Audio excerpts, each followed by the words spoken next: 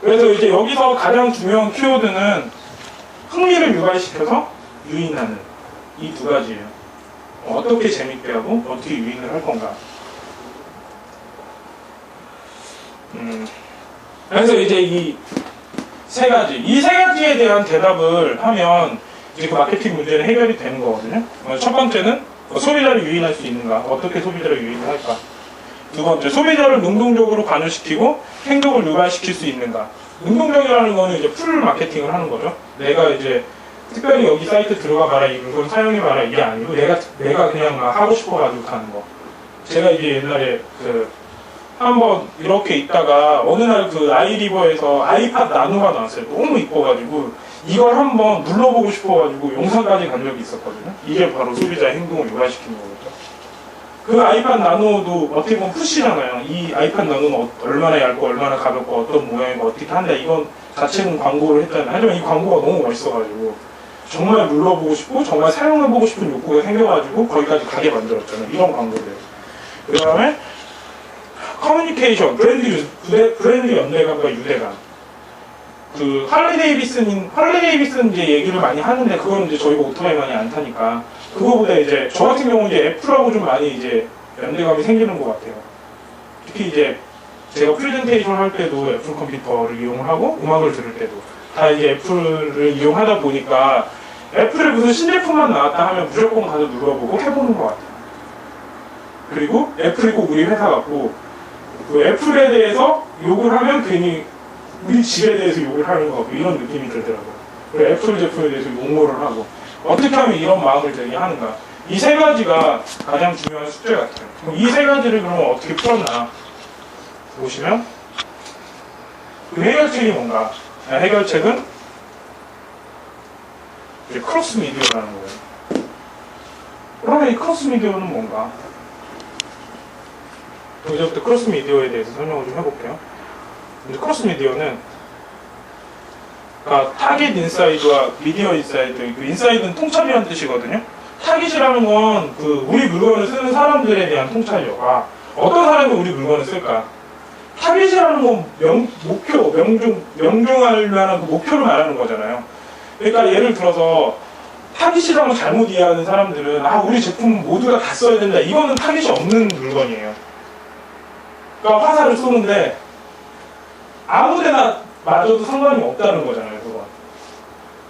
우리가 좀 화를 쏘려면 10점 만점인 관용에 맞춰야 되는 거잖아요. 그게 타깃이에요. 타깃. 우리 물건을 살 타깃. 그럼 우리 서비스는 누가 이용을 하냐? 지금 친구한테 10만 원을 빌리기 좀 아쉬운 사람, 20만 원 정도를 어떤 물건을 사긴 사야 되는데 급하게 돈 쓸 일이 있는데 내가 어떤 소비 유형, 여러 가지 소비 패턴을 좀 바꿈으로 해서 예를 들어서 그냥 서점에서 살 거 여기서 사면서 10만 원을 쓸 수 있는데 마음대로. 또 뭐 슈퍼에서 살 거 옥션에서 사가지고 조금 더 싼 가격에 물건을 사고 또 그 돈을 또 다른 데에서 좀 더 편안하게 쓸 수 있는 이런 사람들. 즉 서민들이겠죠. 하지만 인터넷을 사용할 줄 알고 금융에 대해서 좀 아는 좀 똑똑한 서민들이겠죠. 이런 사람들이 저희 타깃이겠죠. 이런 식으로. 그 다음에 미디어 인사이드. 그러면 미디어 인사이드는 뭐냐? 핸드폰, 인터넷, TV, 광고, 스팸 메일. 이런 것들에 대한, 미디어에 대한 사람들의 생각이 계속 달라지고 있어요. 저 옛날에 메일 처음 샀을 때는 그냥 광고 메일도 다 읽었거든요. 나한테 메일을 보내주다니 하면서. 야, 나 같으면 어디 메일을 보내주다니. 다 읽었어요. 너무 신기해가지고. 사진도 붙여있다는 사실에 매우 놀랐거든요. 이거 사진들이 너무 이쁜 누나들이 왜 여기 있을까? 왜 나보고 정력대를 먹으라 그러지? 막 이런 것들이 막 붙어있는 거예요. 대학교 때.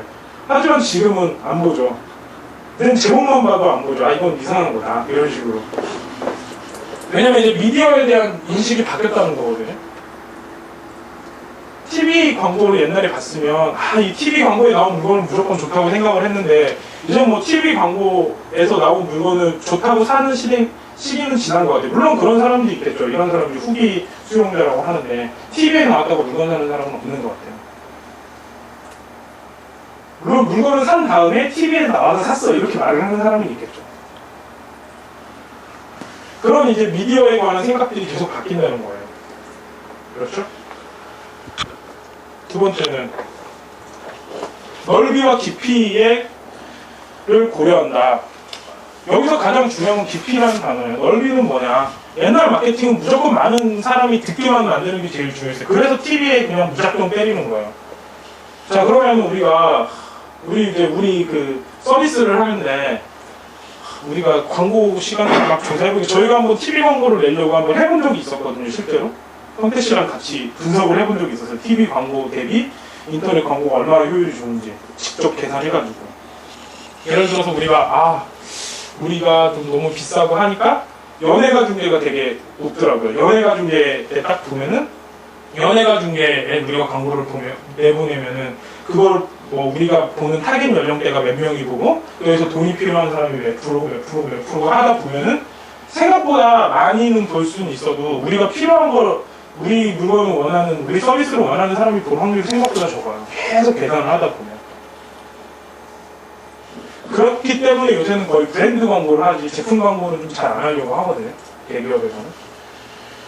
그리고 그런 광고를 한번 본다고 해서 무슨 브랜드의 충성도가 생기진 않아요. 아무리 우리가 이상한 광고를 하나 본다고 해서, 우리가 TV 광고 하나 봤다고 해서 나 이제 저 브랜드만 무조건 사고 앞으로 저기에서만 뭐 사야겠다 이런 생각을 갖는 사람이 요새는 별로 없잖아요. 모르겠어요. 다른 사람 있을지 모르는데 저는 아닌 것 같아요. 하지만 이 깊이라는 건 뭐냐면 한 번 듣고 내가 이거 사고 계속 이것만 쓰고 싶은 게 깊이거든요. 이것까지 고려를 한다는 거예요, 크로스 미디어는.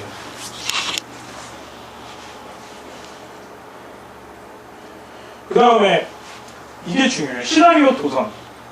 이거는 이제 계속 뒤에서 설명을 해볼게요. 미디어와의 결합으로 어떻게 시나리오 도선을 만드는지 이건 뒤에서 좀 설명을 해드릴게요. 그 다음에 복수의 컨택 포인트를 설계하는 것. 그러니까 예를 들어서 TV 같은 경우는 나랑 얘랑만 있잖아요, 이렇게. 그냥 복수 컨택 포인트는 이렇게 여러 개가 있다는 거죠. 복수라는 뜻은 단수가 아니고 복수라는 뜻은. 그럼 이것도 이제 뒤에서 좀 설명을 해드릴게요.